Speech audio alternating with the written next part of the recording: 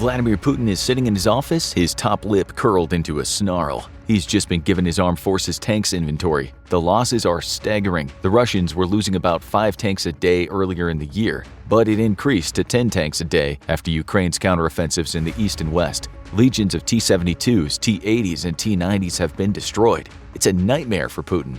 To suffer losses like that, the opposing side must have formidable weapons. As luck would have it, Ukraine has no shortage of them thanks to the West. The U.S. providing aid to Ukraine is hardly anything new. The Ukraine-Russia-U.S. story is a long and complicated one as to how these nations have interacted with each other, overtly and covertly, in recent years and long before the war. U.S. help has been there for the right people for a while. Russia has also grown its influence in Ukraine, and it's been that way, well, for a long time. In 2014, the U.S. helped overthrow Ukraine's elected president, with Assistant Secretary of State Victoria Nuland even being caught on the phone handpicking a new Ukrainian leader. So when we talk about U.S. aid to Ukraine, it's a convoluted story going back way before the Russian invasion. The tale has many sides, which anyone paying taxes should arguably understand. The Russians have repeatedly said that the U.S. has been dictating things behind the scenes, which has resulted in what they say is nothing more than a proxy war. The U.S. has accused Russia of flagrant abuse of powers. Up until recently, Ukraine didn't take that much newspaper space, and when it was talked about, it was often in a positive light. Corruption and neo-Nazis often filled the stories. Now, Putin is using neo-Nazi propaganda as justification for the invasion. There's the so-called realist account, as provided by the American political scientist John Mearsheimer, who believes the U.S. has orchestrated the war for its own selfish reasons, pushing the world closer to a nuclear catastrophe. Mearsheimer doesn't get invited to many parties these days. He hasn't been on CNN for eons. Holding that view can make you a lot of enemies in the US and Ukraine. It'll get you called a Putin propagandist, especially when you say something like Mearsheimer told The New Yorker recently, "We're going to blame the Russians, so we invented the story that Russia was bent on aggression in Eastern Europe." Mearsheimer is just one of the many vastly unpopular political experts who think the US has been pulling all the strings to cause havoc to Russia. They still think Putin is wrong, though. They still blame him for what he has done. You'd have many more friends if you espoused another view, the corporate media view for the most part, which is that Putin won't stop until he's satisfied that Russia is as great as it was in the past. That Putin is the epitome of evil. He's out of control. He won't stop until Russia has built a new Russian empire, which is why he needs to be stopped, which is why Ukraine needs billions in aid paid for by all you taxpaying citizens. So, in some sense, this is why the US can give so much aid, and for the most part, its citizens are okay with it. It's the same in other countries such as the UK, even if it is struggling right now. Today, we're going to talk more about how the US is aiding Ukraine in the practical sense, and we'll leave out all the small print of the why part. Neither will we try to understand what Vladimir Putin is thinking. We will just say this, though. We don't want to celebrate weapons and war. We don't want to make this show sound like weapon worship. The biggest losers in this conflict are the soldiers dying on both sides and the civilians suffering in large numbers. We only hope they'll find some amount of peace soon. As you'll see at the end, this could be wishful thinking. When you get to that end, if you pick a winner, you'll probably say the arms industry, the BAE Systems of this world, the Lockheed Martins, the Northrop Grummans, the Raytheons, their shareholders are also winning, which happen to include some members of Congress and some members of the UK Parliament. You can't ignore that either when it comes to aid.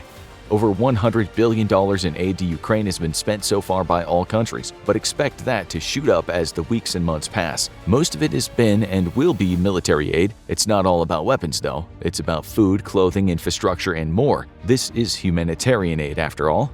If you add up all the aid provided by the US, the New York Times says the package is $54 billion, but that was back in May. Things have changed since then, as you'll soon see. Still, that number is more or less correct. Just to put matters into perspective, last year the U.S. government spent $43 billion on highway grants, $63 billion on public housing, $260 billion on education, and $56 billion on health insurance premium tax credits. You might now think the U.S.'s $54 billion is an immense amount, but in terms of their GDPs, Estonia, Latvia, and Poland have spent more than the U.S. on Ukraine aid. In order, Lithuania, the UK, and Canada came after the U.S. In terms of U.S. aid, $12.5 billion has gone to providing weapons or other supplies, $9.4 billion has gone to economic aid, and $6 billion on military and security assistance, $7 billion to food assistance and healthcare, $4.7 billion on grants and loans for military supplies, and $8.1 billion on military deployments and intelligence. It's surprising how many countries are helping out Ukraine. The number is around 50. We bet you didn't know that Argentina has just sent 1,700 tons of foodstuffs, medicine, and clothing to Ukraine. Bulgaria has also just sent over 2,000 helmets and 2,000 bulletproof vests.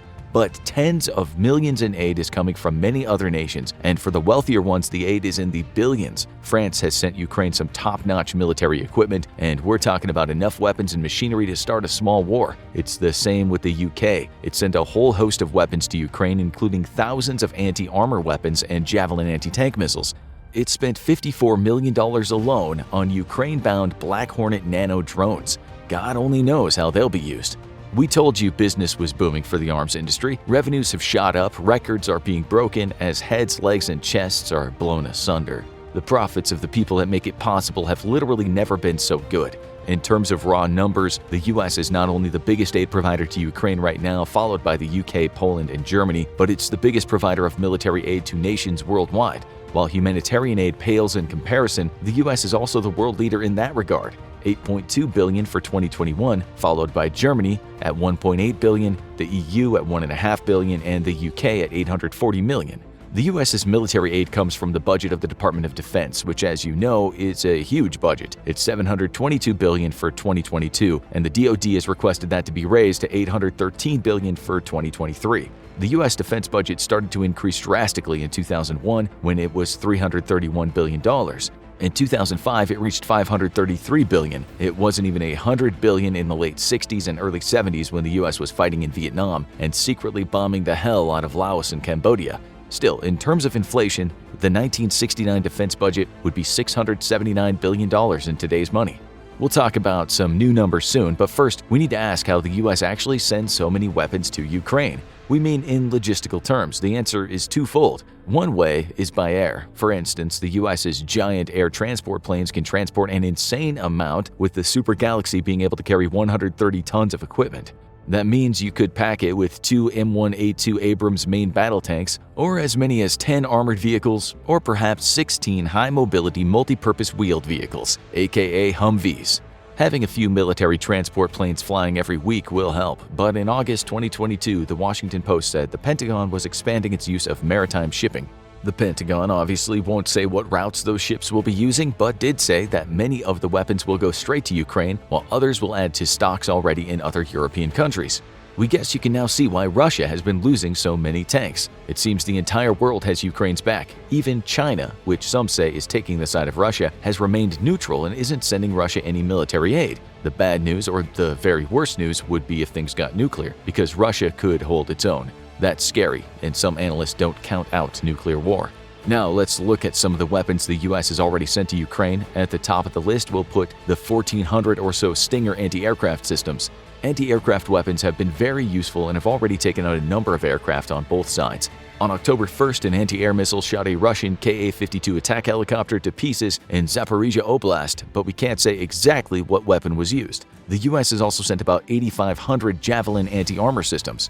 News reports tell us that these things have been partly responsible for all the damage to Russian tanks that we talked about in the intro. Raytheon and Lockheed Martin have been busy making these things, while the US sent around 32,000 units of different types of anti-armor systems. The list of weapons goes on, but let's just mention a few more things that have been sent already. One package included 20 Mi-17 helicopters. On top of this, there were 200 Max Pro mine-resistant ambush-protected vehicles, 8 National Advanced Surface-to-Air Missile Systems, hundreds of armored high-mobility multi-purpose wheeled vehicles, and 200 M113 armored personnel carriers. Then you have things such as counter-unmanned aerial systems, air surveillance radars, patrol boats, night vision devices, thermal imagery systems, satellite imagery systems, cold weather gear, electronic jamming equipment, explosive ordnance disposal protective gear, and much more. It's still not enough, according to the US media. Some more recent items talked about in the media that we think are part of the $54 billion budget include artillery and coastal defense weapons, ammunition for the artillery, and a bunch more advanced rocket systems. Now, we imagine you can really understand Russia's tank problem. Analysts are saying that the recent losses for Russia have been nothing short of astounding. On October 19th, the country lost 1,392 tanks, 801 were destroyed, and the rest were just abandoned or were taken without being hit. Ukraine has also lost tanks, but not anywhere near as many. We should also add that Russia hasn't reported its losses, though the news comes from the Western media. Never mind how cynical you think it sounds, you should always question what's reported in terms of wins and losses in wars. Throughout modern history, the numbers have been cooked up with propaganda to placate and buck up the public. We're not saying that's the case here, but just bear that in mind. Russia will be doing the same, of course. It doesn't help that Russia has been using tanks from the 60s and 70s. The T-62 is so old that one of the abandoned tanks was found and inside it someone has written, "I hate Nixon." Just kidding, but you get the idea. Modern tanks are far less exposed than older ones. According to Forbes, Ukraine now has quite the collection of captured T-62s. As for what Ukraine wants more of, not long ago it put in a request for high-mobility artillery rocket systems. These things, which will set you back about $3.8 million apiece, come from Lockheed Martin, are incredibly useful despite some reports of civilian casualties. Some members of the Taliban might also have been hurt, of course, although according to the International Security Assistance Force, the rockets were 300 meters off their targets. Despite the misses, military experts called HIMARS indispensable, or as one website said, combat-proven all-weather 24/7 lethal and responsive weapons. And that's why Ukraine has them on its Christmas list. As part of that same package, the U.S. said it would also send some M777 howitzers, 18 of them, each weighing in at $3.7 million, created by the British company BAE Systems. Recently, Ukraine said it needed longer-range weapons since Russia already had them. Obviously, it doesn't help if the enemy can hit you from further away. A Ukrainian presidential advisor explained it's hard to fight when you're attacked from 70 kilometers away and have nothing to fight back with. Ukraine can return Russia behind the Iron Curtain, but we need effective weapons for that. The BBC reported in September that the U.S. had agreed to send new aid, this time amounting to around $2.7 billion. The BBC said the package would include howitzers, munitions, Humvee vehicles, armored ambulances, and anti-tank systems. Again, we can't tell you if this is already part of the $54 billion aid package or a bit added to it. We say a bit. $2.7 billion is hardly just a drop in the ocean of blood. It was agreed anyway, without much opposition at all. As usual, the added money was greenlit by both sides of the U.S.'s political divide. This war and the attendant aid is about the only thing Democrats and Republicans can agree on for the most part. This is another reason why the aid can keep flowing. No one's against it, although not everyone feels the same about the situation. As you might know, former presidential candidate Tulsi Gabbard just left the Democrat Party. She's taken an anti-war stance and just called the Democrats an elitist cabal of warmongers. She's in a very small minority of U.S. politicians, and if you look at her Twitter page, half the public likes to call her a traitor. The highly critical Noam Chomsky take on the U.S. foreign policy is not exactly embraced these days by the leaders of the free world. At a sprightly 93, Chomsky's no fan of both sides of U.S. politics in their present guises. He'd prefer real diplomacy to happen in Ukraine, which might not happen anytime soon. No one in their right mind would be a fan of Putin, so you have to wonder how this will all end. Endless war seems to be in the cards. If any entity is thrilled about this, it's the military-industrial complex, not the actual people fighting and dying. In an interview, Chomsky recently talked about the utter incompetence of the Russian military, but he issued a warning about the Western media narrative, saying, "Whenever there is a virtual unanimity on complex and murky issues, something is afoot, something is missing." Another former war correspondent and journalist said, "We are either looking at endless war or a potential nuclear holocaust." This will likely mean that next year there will be more billions in aid, which, short of everyone shaking hands and making some deals, is the best outcome. The other outcome is the end of the world as we know it. Millions upon millions dead.